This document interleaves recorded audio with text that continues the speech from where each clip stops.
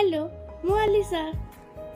आज मु सकाळ उठिली सीधा छात पर पळेली।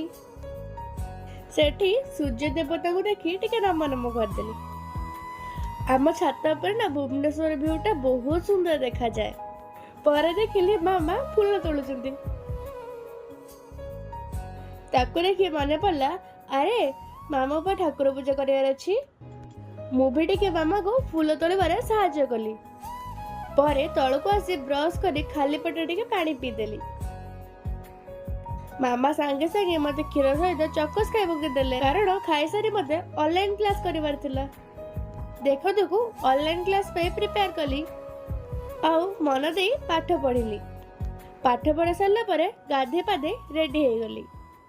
ठाकुर को टिके नम करदेली। शेष रे डांस क्लास रो टिके डांस प्रैक्टिस करदेली।